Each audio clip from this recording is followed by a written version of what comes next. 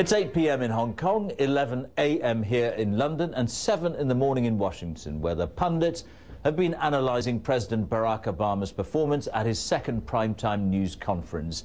It was this sober version of the president who addressed journalists, not the one that had appeared on a talk show just days earlier.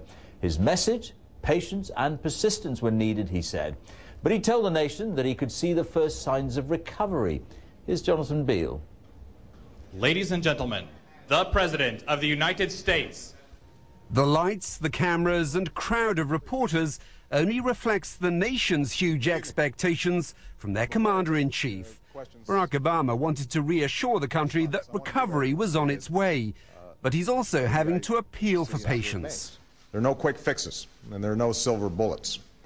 That's why we've put in place a comprehensive strategy designed to attack this crisis on all fronts. It's a strategy to create jobs, to help responsible homeowners, to restart lending, and to grow our economy over the long term. And we're beginning to see signs of progress. So far, the public's been showing more anger than patience, much of it aimed at Wall Street. Barack Obama, too, has expressed his frustration at the behavior of bankers and insurers, but now he says it's time to keep that anger in check. The days of outsized rewards and reckless speculation that puts us all at risk have to be over. At the same time, the rest of us can't afford to demonize every investor or entrepreneur who seeks to make a profit. That drive is what has always fueled our prosperity, and it is what will ultimately get these banks lending and our economy moving once more. It's just one of a long list of challenges facing this president, and now stacking up on the desks of his advisors too, all now having to manage the public's aspirations and the hopes America's placed on one man. So when will he deliver? We haven't immediately eliminated the influence of lobbyists in Washington. We have not immediately eliminated wasteful pork projects, and we're not immediately going to get Middle East peace. We've been in office now a little over 60 days. What I am confident about is that we're moving in the right direction. But each day presents another hurdle, and for now it's one step at a time. Later he'll be going to Capitol Hill to try to rally support for his $3.5 trillion budget. No one said this job is easy. Jonathan Beale, BBC News, Washington. Well, President Obama's bailout plans have come in for some very strong criticism from the country that currently holds the presidency of the European Union. The Prime Minister of the Czech Republic, Mirek Topolánek, has strongly criticized the US rescue plans, saying that they will undermine the stability of the global financial market. Timothy Geithnera, ministra financí Spojených států amerických, o permanentní akci zavládlo na Evropské radě víceméně zděšení. Nejenom, že Amerika opakuje chyby z 30.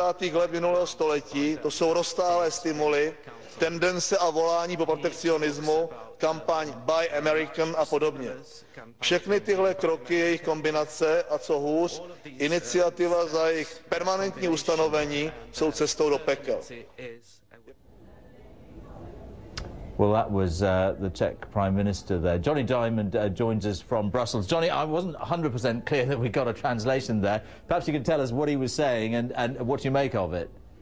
Yeah, it was a slightly ropey translation. I think that the headline writers may have more fun than those who actually look at precisely what he was saying. What he appeared to be saying was that the combination of measures that were being taken in America, and here he talked about the stimulus package, but also the Buy America provisions that have gone into some of Congress's work, the protectionist measures. The combination of those measures, if they are made permanent, will be, in his words, a way to hell, a road to hell. Fairly stern criticism. Now, the Czechs are fabulously blunt speakers. They're very open in the way they speak. They are not diplomatic in the slightest. And I think what he's essentially saying is, if anyone thinks we are coming on board with a huge fiscal stimulus, then they need to think again. He's not saying anything particularly new, because this is what came out of the European Union Council last week when the heads of state and government met. But he is laying it on pretty clearly that A, he doesn't particularly like what's coming out of the States, and B, he doesn't think that Europe is going to join in. And this matters, doesn't it, Johnny? Because you've got the G20 meeting coming up next week, and if there are these sorts of tensions within the EU, and then with the EU as a whole and America, it matters. Yeah, it does matter.